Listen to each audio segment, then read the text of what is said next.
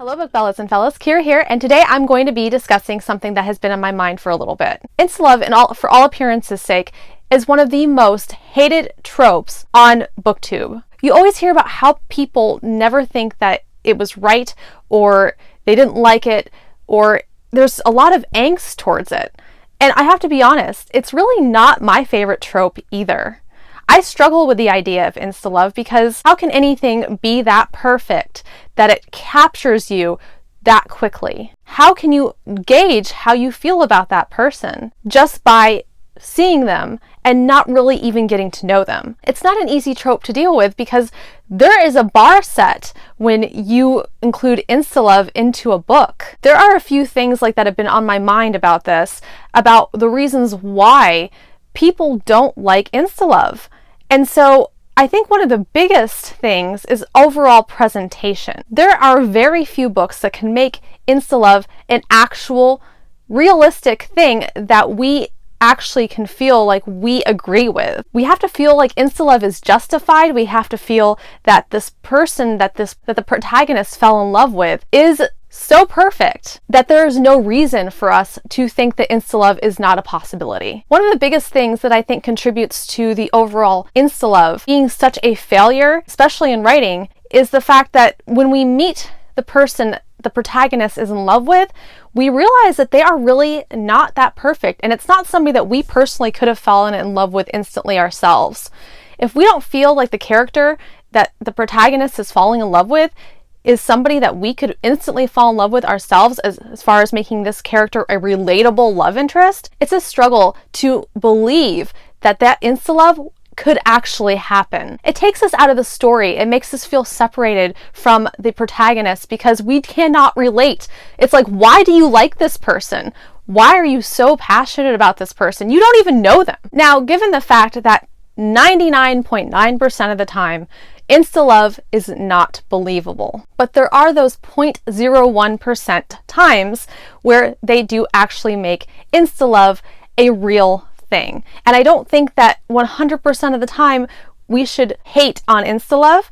I think it really depends on how it's presented to us, whether or not it's presented in a realistic type setting. Now, when Insta-love does fly, I am a firm believer that there are times where the chemistry between two people is so strong that the world kind of slows down around you. And then it's kind of like this whole tunnel vision and you see nothing else but them. Sometimes our heart can recognize things that we are not yet able to put into words. It's like our brain has to catch up to our heart because we are having trouble articulating the emotions that are running through us that feel at the moment indescribable. And sometimes making those emotions logical or vocal is a meticulous process that takes a little bit because we want to make sure that we are capturing exactly how we feel at that particular moment in an exact frame of reference. These words not only have to sound right, they have to feel right. And so when the overall presentation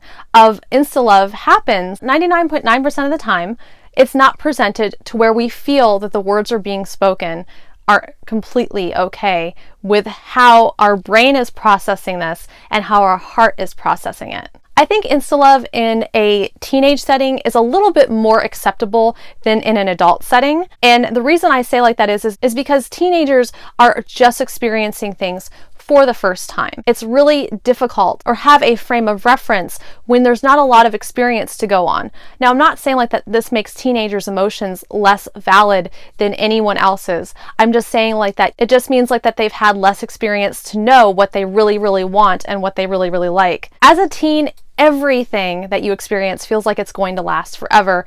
Everything feels like do or die. You have all the emotions that you're feeling for the first time. You're still learning how to process them. And it is such a struggle to being a teenager. I'll be honest with you, I would not go back to a teenager if you paid me. Now, we often do see Insta-love in adult settings, but I don't feel as sympathetic to those characters as I do with teenage characters because adults should have more to go on.